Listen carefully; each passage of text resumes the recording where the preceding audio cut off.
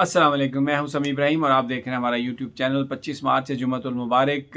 दोनों elections complete हो गए। सेनेट के चेयरमैन के लिए सादिक संजरानी 48 वोट मिले, मद्दे मुकाबले यूसुफ रज़ा गिलानी को 42, और मिर्ज़ा मोहम्मद आफरीदी डिप्टी चेयरमैन के लिए उनको मिले 54 वोट, जबकि जो मौलाना अब्दुल गफूर हैदरी उनको मिले 44 वोट। 2 वोट उन्हें ज़्यादा मिले यूसुफ रज़ा गिलानी से। किसने वोट दिया, किसने वोट नहीं दिया, ये सारी पॉलिटिक्स क्या हुई। हुकूमत और अपोजिशन आपस में तो लड़ ही रहे थे, बीच में एस्टेब्लिशमेंट की बात भी आ रही थी, लेकिन ये जो कुछ भी हुआ इसकी अगर हम इस पर ज़रा थोड़ी सी नज़र डालें तो पता चलता है कि पीडीएम के अंदर भी जो एक रस्साकशी थी, जो मुख्तलिफ जमातों के बीच में जो तनाव था, वो भी एक खासा इसमें एक बड़ा फैक्टर था। पैसा तो ज़ाहिर है चला ही होगा, इसमें तो कोई शक वाली बात ही नहीं है। पैसा तो चलता है, असर रसूख भी चलता है।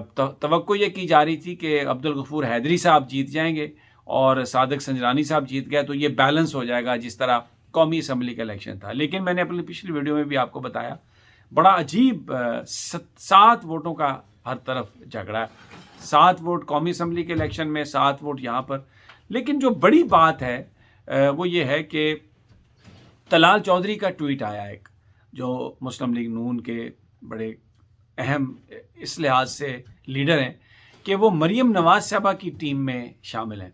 जिन लोगों को वज़ीर बनाया था नवाज़ शरीफ साहब ने जब वो वज़ीर आज़म थे, मरीम नवाज़ साहबा के कहने पर उनमें तलाल चौधरी शामिल हैं और उनको वज़ीर मुमलिकत बराए दाखिला बनाया गया था।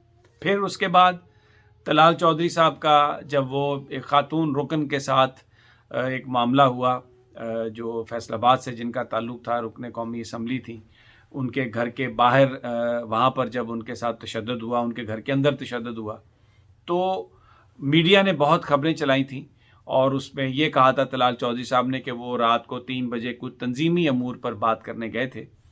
लेकिन वो जो असल जो बात थी कि उसमें मरीम नवाज़ साहबा की कोशिशों की वजह से, उनकी इंटरवेंशन की वजह से तलाल चौधरी साहब की सुलह करवाई गई। फिर तलाल चौधरी साहब को किसी ओहदे से हटाया नहीं गया, हालांकि मरीम नवाज़ साहबा खुद एक खातून हैं और वो ख़वातीन के हवाले से बहुत सेंसिटिविटी का इजहार करती हैं अगर किसी के साथ कोई भी ज़्यादती हो तो। लेकिन इस मौके पर उन्होंने वो जो खातून MNA थी, मैं नाम नहीं लेता, उनका अच्छा नहीं लगता, उनके साथ तलाल चौधरी साहब के मामलात को तय करवाया और फिर उनको उनकी जो हैसियत थी मुस्लिम लीग नून में उसको बरकरार रखा। उन्होंने ये एक ट्वीट किया है जिसमें उन्होंने ये कहा है कि आप ये अब न्यूट्रल, जो आप बिलावल भुट्टो साहब जो आप कह रहे थे कि एस्टेब्लिशमेंट न्यूट्रल है, अब आपने मज़ा चख लिया कि वो न्यूट्रल हैं। अब ये क्या है, ये मुमकिन नहीं है ये बात। बहुत सारे लोग इस बात पर मुत्तफिक हैं कि तलाल चौधरी ये जरदारी साहब के हवाले से या बिलावल भुट्टो के हवाले से कोई ट्वीट करें और मरीम नवाज़ साहबा को इसका इल्म ना हो या मरीम नवाज़ साहबा की इसमें पेश की इजाज़त ना हो। इस संगीन, इतने इस वक्त एक सेंसिटिव मरहला है, उस पर यह हो नहीं सकता। तो फिर ये क्यों उन्होंने ट्वीट कराया, क्या वजह है? जरदारी साहब और अगर नवाज शरीफ साहब को हम देखें तो अभी मुझे ये लगता है कि ये जो इलेक्शन था सेनेट का, इसमें यूसुफ रज़ा गिलानी साहब के इलेक्शन जीतने के बाद, सेनेट का इलेक्शन जीतने के बाद एक सोच मुस्लिम लीग नून के अंदर आई कि जो नवाज शरीफ साहब ने अपनी तकरीर में भी इजहार किया कि हमने पीडीएम बनाया था इस सिस्टम को पैक करने के लिए, तो इन हाउस जो तब्दीली है उसकी जो बात है वो एक वेस्ट ऑफ टाइम है। तो हम इन हाउस तब्दीली में जिन्होंने मुझे गुमराह कर दिया इन हाउस तब्दीली की बात करके, वो मुनासिब नहीं है। तो वो इनडायरेक्टली इशारा जो था वो आसिफ अली जरदारी साहब की तरफ ही था।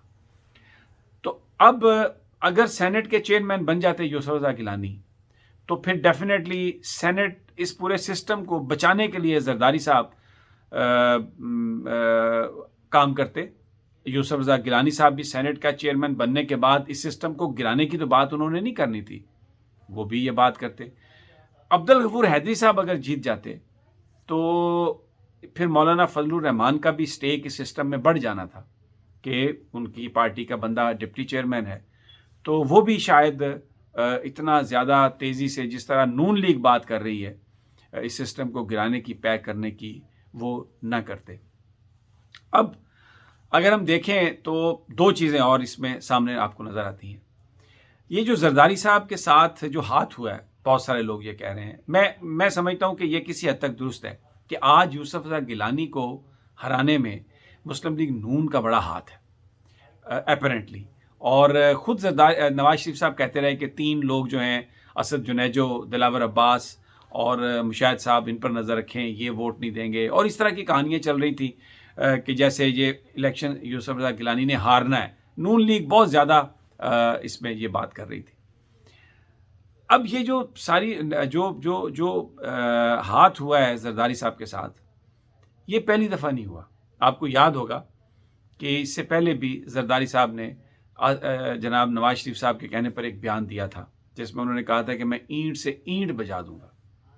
और फिर उसके बाद फवाद ये, और इससे पहले फवाद हसन फवाद को नवाज शरीफ साहब ने घर भेजा था जरदारी साहब के, उनसे पूरी एक अंडरस्टैंडिंग डेवलप की थी।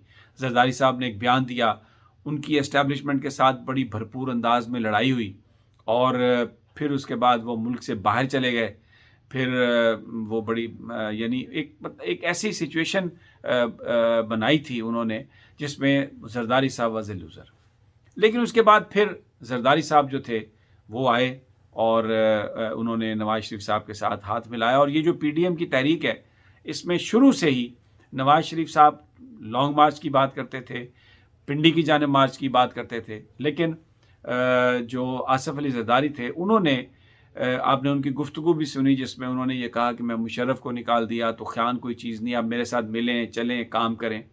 तो नवाज शरीफ साहब उनके साथ काम करने के लिए तैयार हुए। अब जरदारी साहब अगर सेनेट का चेयरमैन बनवा देते तो यानी अगर नवाज शरीफ साहब यूसुफ रज़ा गिलानी को सेनेट का चेयरमैन आप बनवा देते, तो जैसे मैंने पहले कहा कि उनके स्टेक्स जो थे जरदारी साहब के इसमें बढ़ जाने थे। तो नवाज शरीफ साहब ये नहीं चाहते।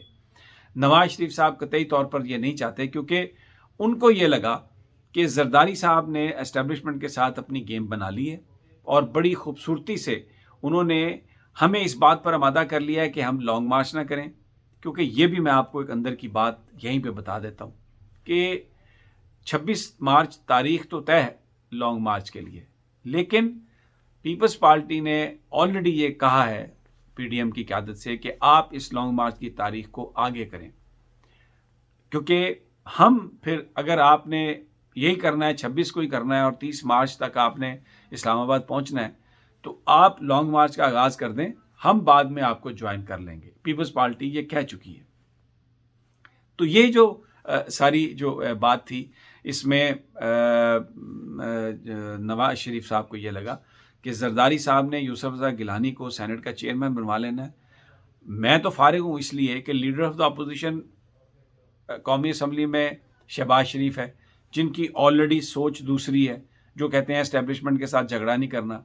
पंजाब असम्बली में हमजा शहबाज हैं। अगर इन हाउस तब्दीलियों की बात होती है और इस सिस्टम को बचाने की बात होती है, क्योंकि अगर हैदरी साहब भी बन गए और जरदारी साहब का बंदा भी सेनेट का चेयरमैन बन गया, तो मौलाना फजलुर रहमान और आसिफ अली जरदारी दोनों मिलकर वो काम करेंगे जिससे इस सिस्टम को चलाया जा सके। तो अगर ये सिस्टम चलता है तो इसमें तो फ्यूचर फिर या शहबाज शरीफ का है या हमजा का है, ना मेरी बेटी का फ्यूचर है, ना मेरा कोई फ्यूचर है। क्योंकि जब तक आइन में तरमीम नहीं होती और जो नाअहली है जो जिसका नवाज शरीफ साहब शिकार हैं, तो अगर उसके हवाले से डेफिनेशन नहीं आती, उसको एक्सप्लेन नहीं किया जाता कि ये सिर्फ एक टर्म के लिए है, तो नवाज शरीफ साहब तो सिस्टम से बाहर हैं और मरियम साहबा भी उनके साथ केसेस में बंधी हुई हैं।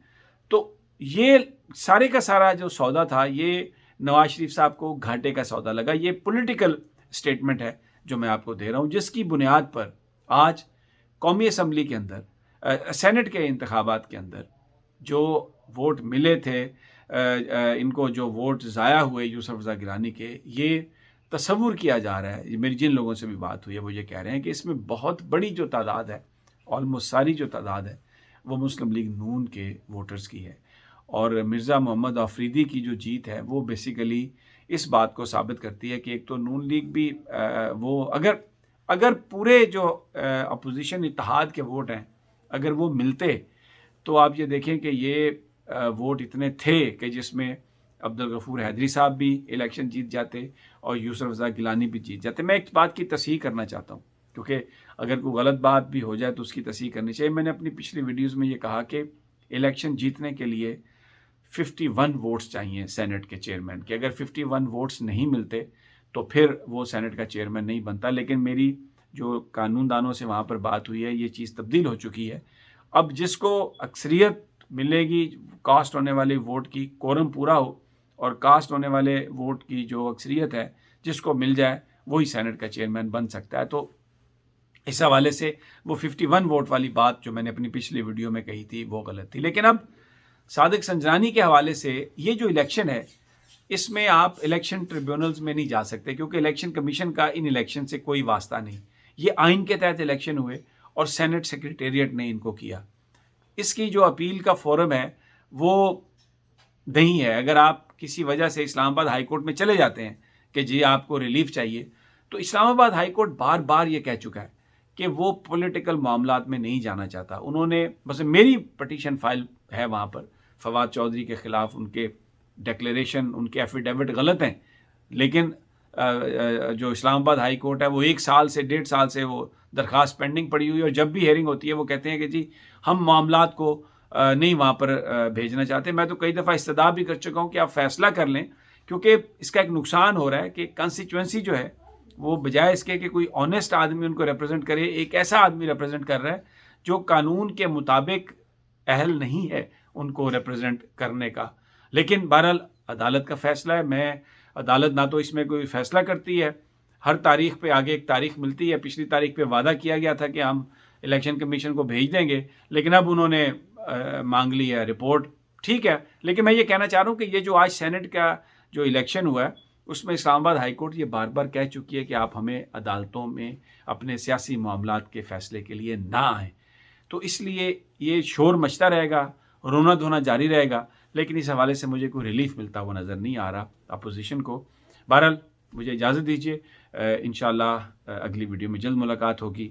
अपना और अपने साथियों का ख्याल रखिए और अभी तक अगर आपने मेरे इस चैनल को सब्सक्राइब नहीं किया तो सब्सक्राइब कर लें और इंशाअल्लाह बहुत जल्द आपसे मुलाकात होगी। अल्लाह निगहबान।